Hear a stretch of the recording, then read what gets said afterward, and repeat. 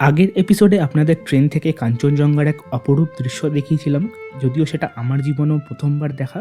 আপনাদের সেই ভিডিওটা ভালো লেগেছে, সেটা আমি দেখেছি কমেন্ট বক্সে। তো চলুন বেশি সময় নষ্ট না করে শুরু করে দিই আমরা আমাদের এই পর্বটি, অর্থাৎ সেকেন্ড পর্ব, যেখানে আপনারা দেখতে পারবেন এনজেপি স্টেশন থেকে আমাদের দার্জিলিং যাওয়ার পুরো দৃশ্য এবং তার সাথে দার্জিলিং আমরা প্রথম দিন কী কী করলাম সেই বিষয়।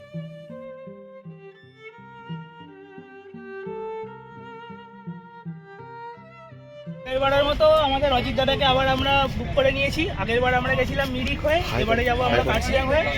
নামটা বলো। নাম অজিত হালদার। তোমার নাম্বারটা একবার বলে দাও। অজিত হালদার। নাম্বারটা বলে দাও। 700152508। আপনাদের যাদের দরকার হবে অবশ্যই এনার সাথে কন্ট্যাক্ট করে নেবেন। আগের বার আপনাদের পুরো ট্রিপটা দেখিয়েছিলাম, এবারেও আপনাদের পুরো ট্রিপটা দেখাবো এবং ওনার কাজ আগের বারের মতোই আবারও বলছি যথেষ্ট ভালো ড্রাইভার। হ্যাঁ, তো চলুন যেতে যেতে আরো কথা হবে।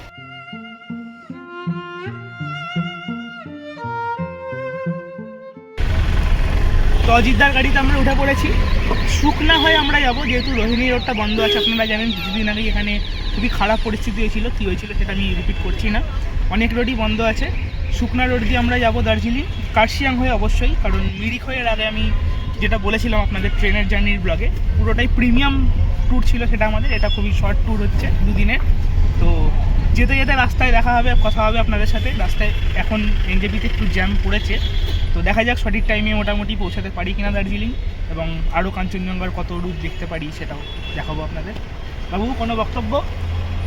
বক্তব্য বলতে সবচেয়ে আগে আমি যেটা বলতে চাই যে আমার জীবনে আমি যতবার নর্থ বেঙ্গল এসেছি ততবার আমি কাঞ্চনজঙ্ঘা দেখেছি, কিন্তু সেটা কোনো একটা স্পটে গিয়ে হোক, কোনো একটা হোটেল থেকে হোক, বা কোনো একটা জায়গায় দাঁড়িয়ে হোক, এরকম আর কি।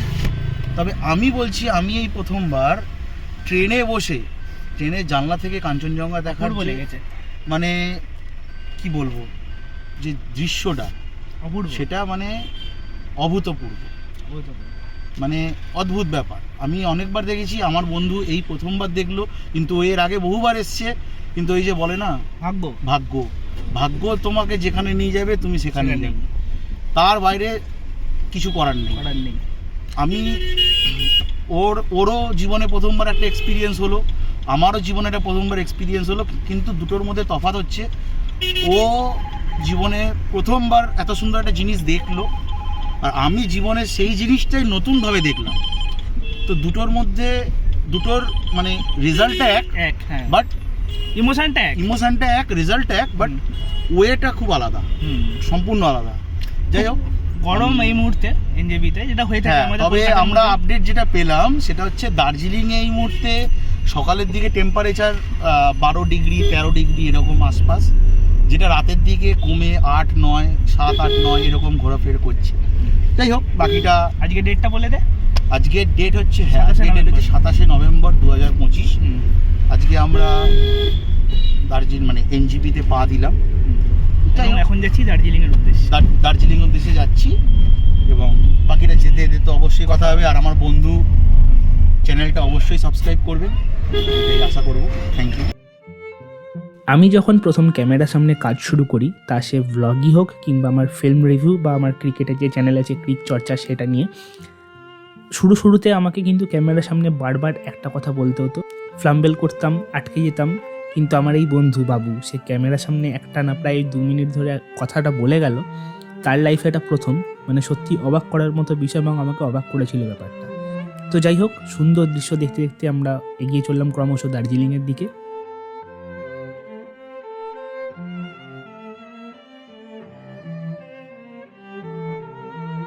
দার্জিলিংয়ে এর আগে অনেকবার গেল, শুকনা দিয়ে যাওয়া আমার জীবনে এই প্রথম, এবং ভাগ্যিস আমরা শুকনা দিয়ে যাচ্ছিলাম, যার ফলে রাস্তার দুপাশে শুরু থেকেই একদম চা বাগান এবং টয় ট্রেন আমাদের সঙ্গী হয়েছিল গোটা যাত্রাপথটায়।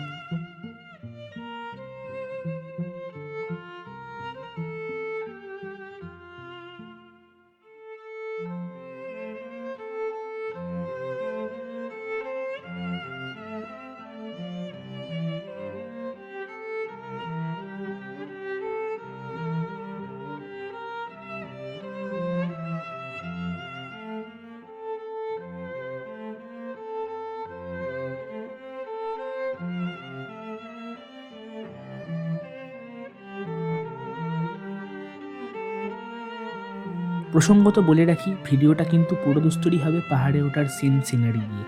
যেহেতু আমরা আজকে এনজেপি থেকে পাহাড়ে ওঠার ভিডিও ব্লগ করছি এটা, তাই ম্যাক্সিমামটাই থাকবে পাহাড়ে ওঠার দৃশ্য। অনেকেই বোর ফিল করতে পারেন, কিন্তু আমার কাছে এই দৃশ্যগুলো মানে স্বর্গের চাইতে কোনো অংশে কম না, তাই অধিকাংশ অংশটাই এই ভিডিও হবে পাহাড়ে ওঠার দৃশ্য দিয়ে।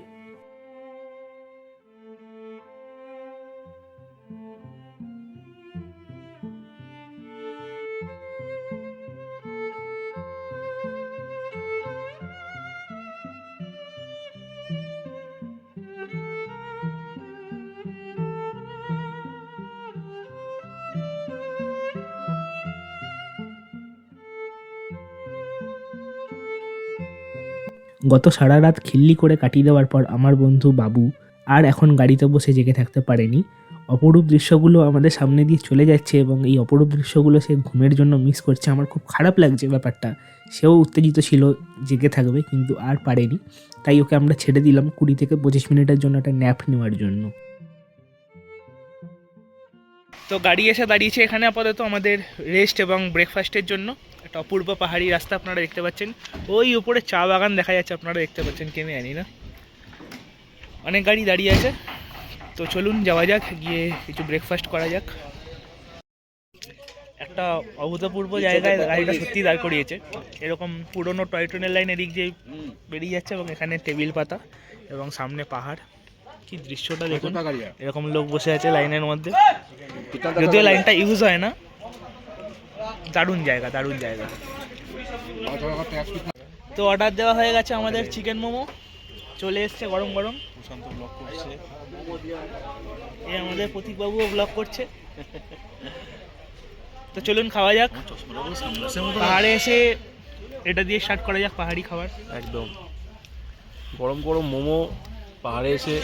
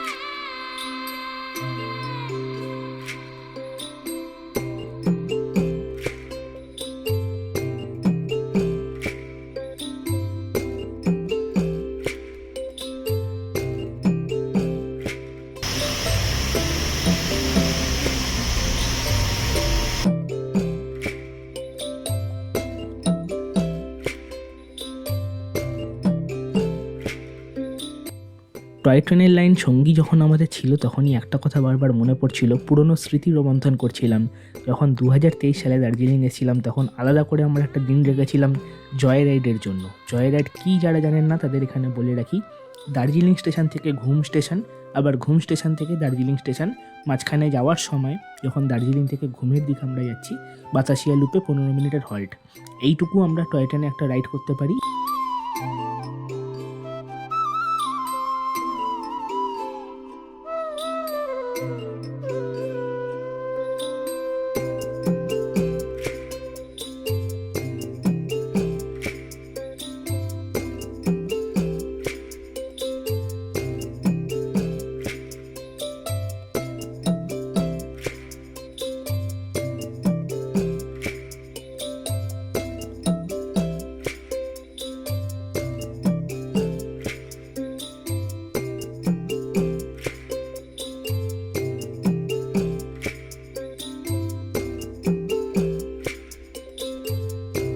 স্নিগ্ধ গতিতে চলতে চলতে আমাদের গাড়ি চলে আসে কার্শিয়াংয়ে। ক্রমেই আমরা কার্শিয়াং স্টেশন পার করি এবং আমাদের পরবর্তী গন্তব্য ঘুম স্টেশন এবং তারপর দার্জিলিং স্টেশন এবং অবশেষে দার্জিলিং।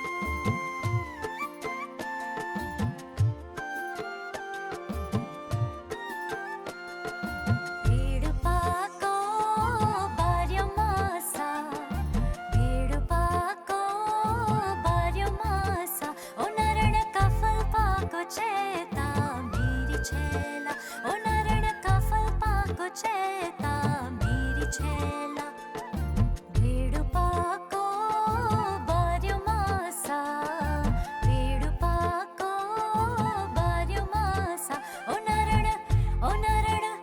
नरण कफल पाको चेता मेरी छेला ओ नरण कफल पाको चेता मेरी छेला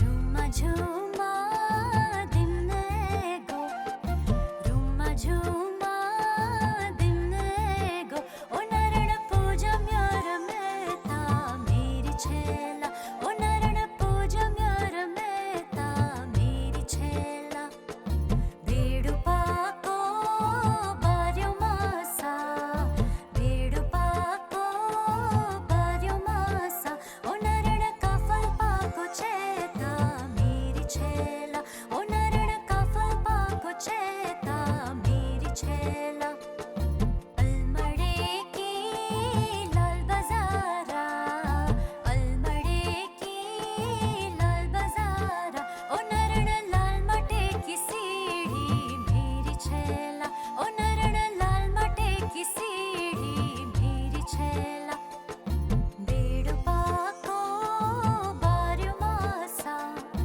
वेडुपाको बार्यो मासा ओ नरण कफल पाको चेता मेरी তো মোটামুটি আমরা চলে এসেছি দার্জিলিংয়ের কাছাকাছি। এখান থেকে ঘুম আরও 17 কিলোমিটার। সামনেই গাড়িটা অনেকক্ষণ ধরেই আমাদের পড়ে গেছে, কিন্তু কিছু করার নেই, রাস্তাটা যেহেতু ছোট তাই এইভাবেই যেতে হচ্ছে আমাদের। কিন্তু কাঞ্চনজঙ্ঘাও দেখা গেছে এবং পাহাড়ি দৃশ্য তো দেখা গেছেই, অপূর্ব দৃশ্য। ঠান্ডাটা সেই অর্থে ফিল করছি না, কারণ প্রায় দুপুর 12টার কাছাকাছি বাজে, কিন্তু অন্য সময় এই জায়গায় ঠান্ডা থাকে।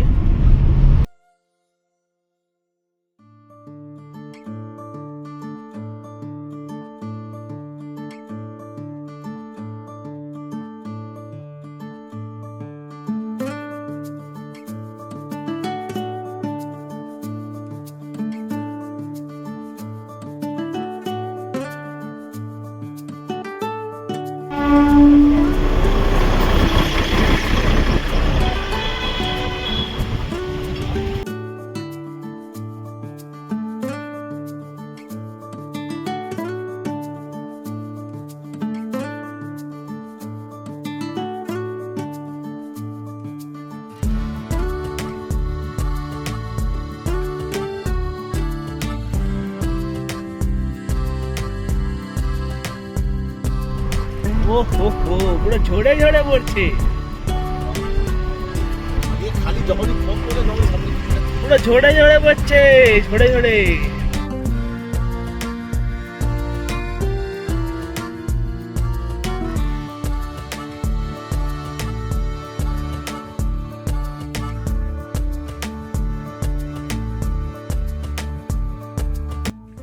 ঘড়ির কাঁটা যখন 1:15 তখন আমরা এসে প্রবেশ করলাম দার্জিলিংয়ে। এখানে বলে রাখি এই টাইমটা আমাদের আরও আধ ঘন্টা কম লাগতে পারতো, কিন্তু রাস্তা কিছু জায়গায় কাজ চলার জন্য একদিক দিয়ে গাড়ি আসছে, আবার এদিকের গাড়ি দাঁড়িয়ে ওই দিকের গাড়ি যাচ্ছে, এই করে করে আমাদের একটু সময় গেছে ঠিকই। এখানে আপনাদের গাড়ির ফেয়ারটা বলে দিই, আমরা যখন গেছিলাম অর্থাৎ 27শে নভেম্বর, এই সময় কিন্তু গাড়ির ফেয়ার নিয়েছিলেন আমাদের থেকে আমাদের অজিত দাদা 2600 টাকা। আপনারা চাইলে এনার সাথে কথা বলতে পারেন।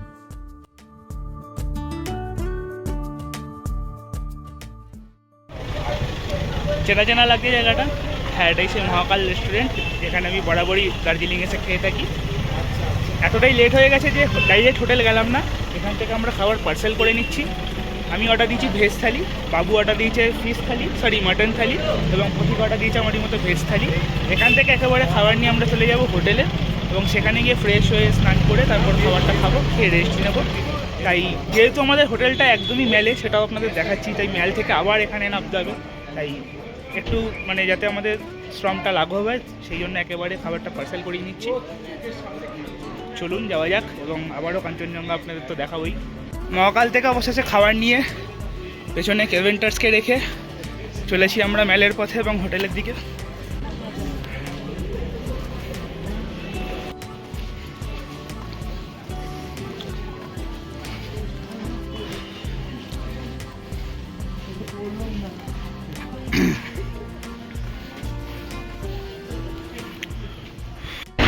তো অবশেষে ফাইনালি এলাম আমাদের রুমে, এবং রুমে এসে যে ভিউটা দেখলাম মন খুশ হয়ে গেল। আপনাদের দেখাই আগে, তারপরে বাকি কথা। এই হচ্ছে দৃশ্য, আর ওই দেখা যাচ্ছে কাঞ্চনজঙ্ঘা, আশা করি দেখতে পাচ্ছেন। তো রুমে এসে বসে পড়েছি, ভিউটা তো একটু আগে আপনাদের দেখালামই। সন্ধ্যাবেলায় আমাদের হোটেলটা প্রপার কোথায়, আগের ব্লগে সেটা আমি ভালো করে দেখাতে পারিনি, এই ব্লগে দেখাবো একদম প্রপার স্টেপ টু স্টেপ। মহাকাল রেস্টুরেন্ট থেকে যে আমরা খাবার নিয়ে নিয়েছিলাম, আমি নিয়েছি ভেজ থালি। ভেজ থালিতে কী দিয়েছি আপনাদের দেখিয়ে দিই। ভাত, বেগুন ভাজা, একটা তরকারি টাইপের আছে, চাটনি, এদিকে আছে পাঁপড়, এদিকে ডাল, তরকারি, ঘ্যাট। এ হচ্ছে ভেজ থালি, মোটামুটি গরম আছে। তো চলুন খেয়ে নেওয়া যাক। আর এই মুহূর্তে যেহেতু সারা রাত কালকে ঘুমায়নি, এনার্জি একদমই ড্রেন আউট হয়ে গেছে, এবং রুমটা আপনাদের আরও ভালো করে পরে দেখাবো, ভিউ আরও পরে দেখাবো। 2-3 ঘন্টা না ঘুমালে এরপর আর পারবো না সন্ধ্যাবেলা থেকে টানতে। তো 2-3 ঘন্টা ঘুমিয়ে তারপর বিকেলবেলা আপনাদের সাথে আবার দেখা হচ্ছে। Good evening friends. তো ঘড়ির কাটায় এখন 6টা বেজে 7 মিনিট, প্রায় 2 ঘন্টা 50 মিনিট মতো ঘুমালাম। বেশ ফ্রেশ লাগছে, এই ঘুমটাই তো সারা রাত হয়নি। হ্যাঁ, সঠিক পর্যাপ্ত পরিমাণে ঘুম হয়তো হয়নি, কিন্তু এই 3 ঘন্টার ঘুমটাই হয়তো আরও এই সন্ধ্যাবেলাটা আমাকে চালিয়ে নিয়ে যাবে, এনার্জি দেবে। এখন আপাতত আমরা রেডি হলাম, বাইরে যাব। আগের বার যেটা করেছিলাম এবং আমার দার্জিলিংয়ে যেটা ম্যান্ডেটারি থাকে সেটা তো করবোই। যেমন প্রথম হচ্ছে মেলে বসে প্রজাপতি বিস্কুট দিয়ে চা, এবং দ্বিতীয় হচ্ছে ফেলুদার কিউরিও শপ, সেগুলো। তারপর হচ্ছে কালকে আমরা যে সাইট সিন করবো, অর্থাৎ নেক্সট ডে, যেটা আমি শুরুতে আপনাদের ট্রেন ব্লগে বলেছিলাম, সেই গাড়ির কথা বলতে যাব আমরা চৌপট্টির দিকে। কীরকম কী রেট আছে সেগুলো আপনাদের সম্পর্কে জানিয়ে দেবো, এবং তারপরে আমরা সেখান থেকে যাব মহাকাল রেস্টুরেন্টে, রাতের খাবার নিয়ে আমরা হোটেলে আসবো, এবং মেলে তো বসবই, অনেক মোটামুটি টাইম স্পেন্ড করব। তো চলুন আস্তে আস্তে বেরোনো যাক।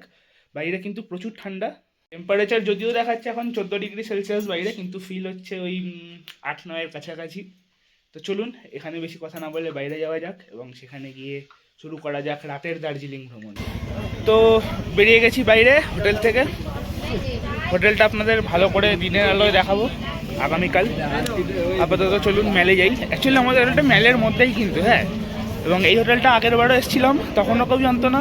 2 বছর পরে এসেছি, এখনও লোক মানে এই হোটেলটার কথা জানে না। কদাচিৎ ইউটিউবে 2-1জনকে রেখেছি হোটেলটার কথা বলতে। তো এই হচ্ছে মেলের ফোয়ারা, এদিকে আমার পেছনে চাষটা বল, আমরা যাচ্ছি সোজা সামনের দিকে মেলে।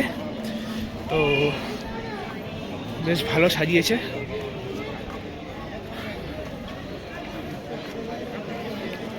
এই হচ্ছে আমার সাথে আমার বন্ধু বাবু।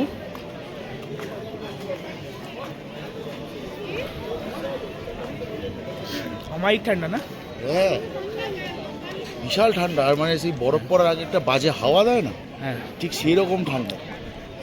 এখন আমাদের জলে তো মানে হাতি দেওয়া যাচ্ছে না, এতটাই ঠান্ডা। হ্যাঁ, মানে আমি একটা টকবক মানে ফুটন্ত জল নিয়ে বেরিয়েছিলাম, এখন পুরো নর্মাল হয়ে গেছে, মনে হচ্ছে দোকান থেকে কিনেছি জল। ওটাই বললাম যে ক্যামেরায় মানে আমাদের গুগল দেখাচ্ছে 14 ডিগ্রি সেলসিয়াস, কিন্তু কখনোই নয়, 14 ফিল হচ্ছে ডিগ্রি 8-9 ডিগ্রি সেলসিয়াস। তো আমরা যেখানে চা খাই আপাতত সেখানে যাব। একটু ফাঁকা আছে ওই দিকটা, আলোটাও খুব যে আছে নেই, আলোটাও যে খুব বেশি আছে তা নয়। ওখানে গিয়ে চা খাবো, এবং ওখান থেকে একটা ভালো ভিউ পাওয়া যায়। তো চলুন যাওয়া যাক, আপনাদের দেখাচ্ছি যেতে যেতে।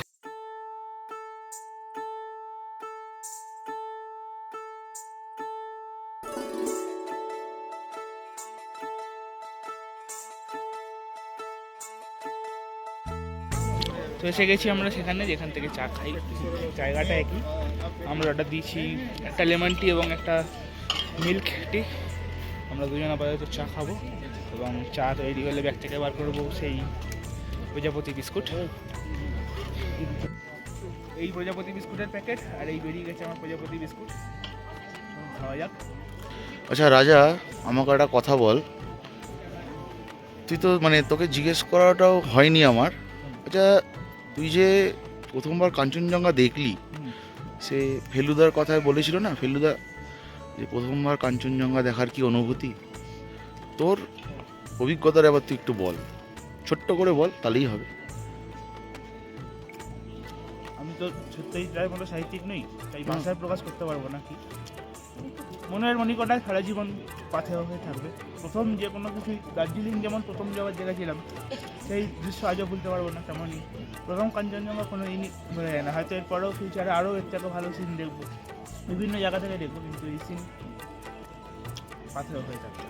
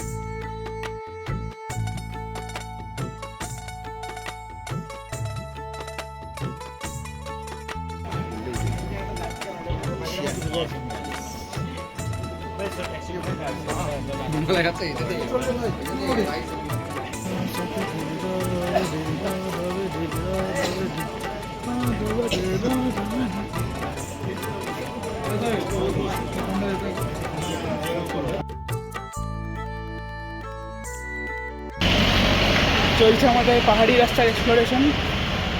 গাড়ির সাথে কথা বললাম সাইট সিনের, কিন্তু অসম্ভব দাম বলছে। আমাদের অ্যাকচুয়ালি কিছু রিকোয়ারমেন্ট আছে, আমরা তো মানে আমি পার্সোনালি সবই ঘোরা সাইট সিন এবং আমার দার্জিলিংয়ের সাইট সিন আর ভালো লাগে না, কিন্তু আমার এই বন্ধু বাবু এর কিছু রিকোয়ারমেন্ট আছে, যেমন লোকটা জগৎ জু।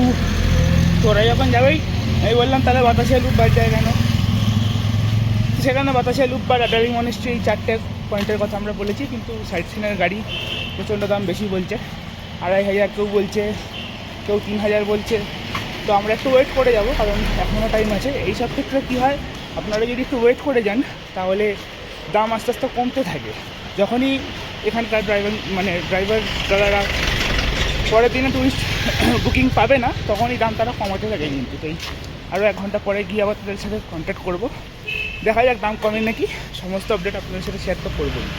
তো এখন আমরা চলে এসেছি মল মার্কেটে। আগে যে মল মার্কেটটা মলের রাস্তায় ছিল, অর্থাৎ চৌপট্টি থেকে মলে যাওয়ার সময়, সেটা আবার করে দিয়েছে এই অডিটোরিয়ামটার এখানে। অনেকদিনই হয়েছে, আমি 2 বছর আগে যখন এসেছিলাম তখন হয়নি, কিন্তু এখন হয়ে গেছে। সমস্ত মার্কেট বা স্ট্রিট ফুড আপনারা এখানেই পাবেন। তো চলুন যাওয়া যাক।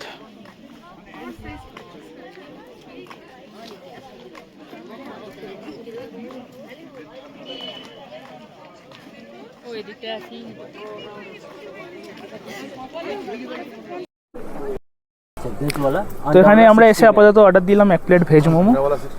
চিকেন মোমো তো প্রায় আমরা খাই আমাদের ওখানে, কিন্তু ভেজ মোমো এখানে একটা অনেক স্বাদ লাগে, তাই ভেজ মোমো অর্ডার দিলাম। এছাড়াও অনেক রকম খাবার এখানে আছে, আপনারা ট্রাই করে দেখতে পারেন। কালকে এখানে লোকাল খাবার ট্রাই করবো কিছু, আগামীকাল। হালকা ফুলকা রাতের দার্জিলিং এক্সপ্লোর করে আমরা অবশেষে এসে হাজির হলাম দার্জিলিংয়ের যে মল মার্কেট সেখানে।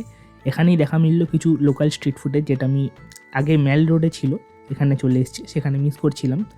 অনেকটাই কম, যেহেতু আজকের দিনটা ছিল বৃহস্পতিবার, তাই অনেক খাবারের দোকানই বসেনি, অর্থাৎ স্টল বসেনি।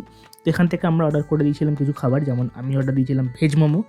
দোকানে অনেক গান চলার জন্য আমি এখানে ভয়েস ওভার দিতে বাধ্য হলাম, কিন্তু এইবারের ট্রিপে দার্জিলিংয়ে গিয়ে প্রথম ভেজ মোমো খেয়ে মনটা একদম গলে গেল।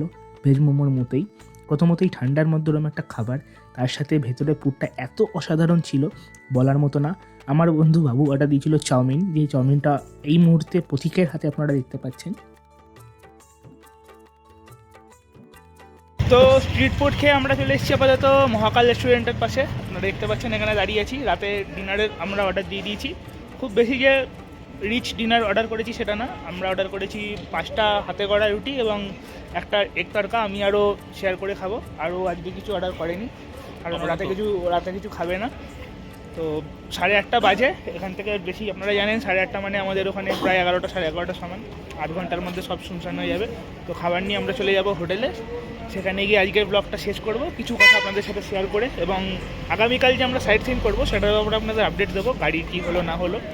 তো চলুন হোটেলে গিয়ে আবার দেখা হচ্ছে। তো আজকে 27 তারিখের একদম রাতে আমরা চলে এসেছি। ডিনার আমাদের হয়ে গেছে, যেটা আমরা এনেছিলাম, এবং এখন আমরা যাব শুতে। কালকে সকালে তো আমাদের অবশ্যই সানরাইজ দেখতে যেতেই হবে। আর বেশি বড় ব্লগটা করছি না, দার্জিলিং ডে 1-এর পুরো এপিসোডটা আপনাদের সাথে রাখলাম। আগামীকাল অনেক সাইট সিনের ব্যাপার আছে, আরও অনেক কাজকর্ম আছে, সেগুলো আপনাদের সাথে তো শেয়ার করবোই।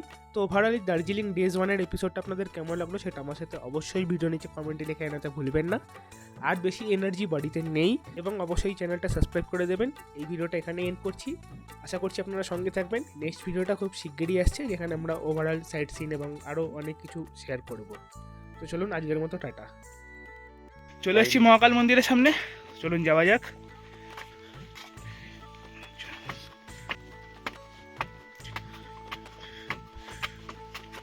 তো হয়ে গেল মহাকাল দর্শন, এবার আমরা মহাকাল মন্দিরে ঢাল পেয়ে নেমে যাব।